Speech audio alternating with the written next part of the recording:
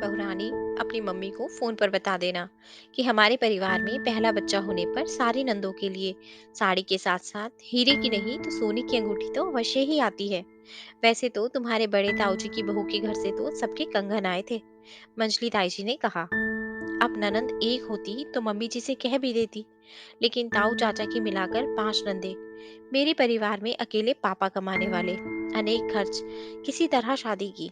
भाई इंजीनियरिंग कर रहा है। मुझे पता होता कि बच्चा होने पर भी मायके वालों को ही नोचा जाएगा तो बच्चा ही पैदा ना करती। मैं मन ही मन बिलक पड़ी। मैंने अपनी हीरे की अंगूठी सासू माँ को देकर कहा, मम्मी जी, जो गहने आपके पास हैं मेरे, सबके बदले में अपने परिवार की लड़की और औरतों के लिए जो आप देना चाहती हो ले आइए। पर प्लीज मेरे मम्मी पापा से छुचक के नाम पर गहने मांगने के लिए मत कहना। खबरदार बहुरानी, जो हमारे प्यार की सौगात अंगूठी देने की बात की या गहने बेचने की। मैं बैठी हूं ना, तुम्हें चिंता करने की कोई जरूरत नहीं। खूब आराम करो। जच्चा बच्चा हंसते हुए दिखाई देने चाहिए हमें बस। कुआ पूजन के दिन भाई छुचक का सामान लेकर आया। पड़ोसी और रिश्तेदारों से पूरा घर भरा था।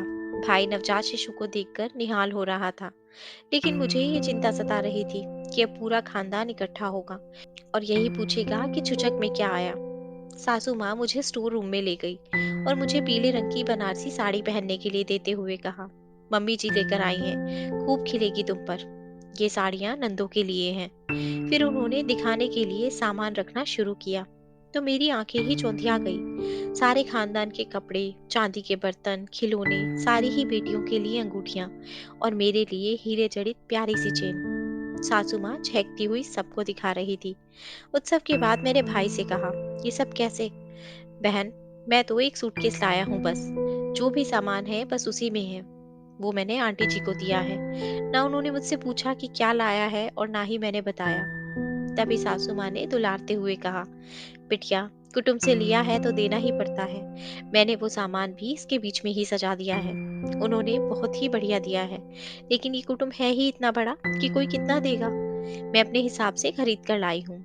और लाडो, जितना ये मेरा घर परिवार है उससे अधिक अब ये तुम्हारा है। तुम्हें जहाँ भी जो भी लेना देना करना हो तो इस मम्मी जी को बस इशारा भर कर देना। तुम्हारे भाई और तुम्हारी बुआ के लड़के के लिए भी गरम सूट खरीद कर लाई हूँ। आखिर लाडो, तुम्हारा सम्मान भी तो हमारा ही सम्मान है। और कुछ करना है तो बता दीजिए। हाँ मम्मी जी, थोड़ा बदलाव चाहिए। स्वर्ण जड़ित चेन दादी माँ के गले में अच्छी लगेगी। मेरे लिए तो ऐसे खानदान की बहू बनना ही सबसे बड़ी खुशी है। कहते हुए प्यार और खुशी में आंखें छलछला आई और मम्मी जी ने मुझे गले लगा लिया। दोस्तों, आशा करती हूँ आपको ये कहानी अच्छी लगी होगी और जरूर कुछ नया सीखने को मिला होगा। आपका एक लाइक, शेयर और सब्सक्राइब हमें ऐसी ही और वीडियोस बनाने के लिए मोटिवेट करता है। इसलिए अगर अभी तक आपने हमारा चैनल सब्सक्राइब नहीं किया तो प्लीज़ आप हमारे चैनल को सब्सक्राइब करें। आपसे कल फिर मुलाकात होगी एक नई कहानी के साथ। धन्यवाद।